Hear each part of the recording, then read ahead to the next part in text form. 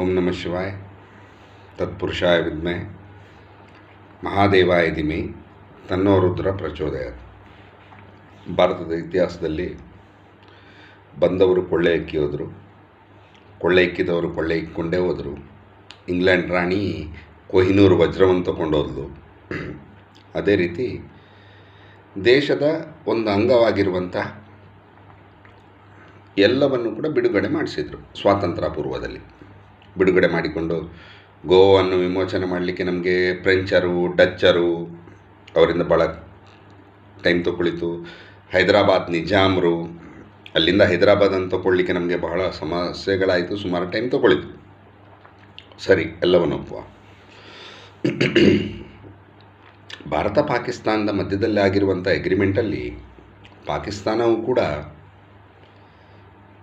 ಭಾರತದ ಒಂದು ಅಂಗಸಂಸ್ಥೆಯಾಗಿರ್ತದೆ. ಯಾಕಂತ ಹೇಳಿದರೆ ಬಲೂಚಿಸ್ತಾನಲ್ಲಿ ಬಲೂಚ್ ವಾರಿಯರ್ಸ್, ಅವರಿಗೆ ನ್ಯಾಯ ಸಿಗಲಿಲ್ಲ. ಅವರು ಭಾರತದ ಜೊತೆಗೆ ಯಾವತ್ತೂ ಇದ್ದಾರೆ.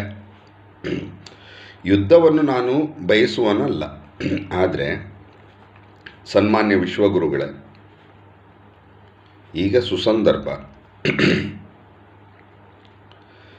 ಶತ್ರುಗಳೇ ತುಂಬಿದ್ದಾರೆ ನಮ್ಮ ಎಡದಲ್ಲಿ ಬಲದಲ್ಲಿ ಅಂತ ಹೇಳುವ ಮೊದಲು,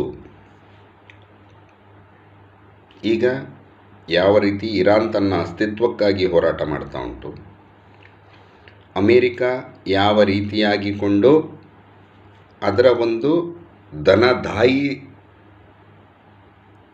ಮೆಂಟ್ಯಾಲಿಟಿಯಿಂದ ವಿಶ್ವಕ್ಕೆ ಎಷ್ಟು ತೊಂದರೆ ಕೊಡ್ತಾ ಉಂಟು, ನಮ್ಮ ಮಿತ್ರ ರಾಷ್ಟ್ರವಾಗಿರುವಂಥ ರಷ್ಯಾ ಎಷ್ಟು ಕಷ್ಟಪಡ್ತಾ ಉಂಟು, ಇದನ್ನು ಆಲೋಚನೆ ಮಾಡಬೇಕಾಗಿರುವಂಥದ್ದು.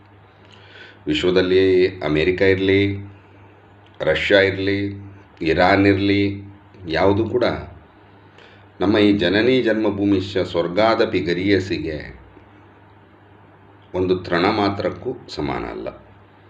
ಮಾನ್ಯ ಮುಖ್ಯಮಂತ್ರಿಗಳು, ಮಾನ್ಯ ಪ್ರಧಾನಮಂತ್ರಿಗಳು ಒಗ್ಗಟ್ಟಿನಿಂದ ನಮ್ಮ ಈ ಭಾರತದ ವ್ಯವಸ್ಥೆಯನ್ನು ಆಲೋಚನೆ ಮಾಡಿಕೊಂಡು ಅತ್ಯಂತ ಶೀಘ್ರದಲ್ಲಿ ಪಾಕಿಸ್ತಾನವನ್ನು ಭಾರತದ ಒಂದು ರಾಜ್ಯವಾಗಿ ಘೋಷಣೆ ಮಾಡುವ ನಿಟ್ಟಿನಲ್ಲಿ ಅಲ್ಲಿರುವಂತಹ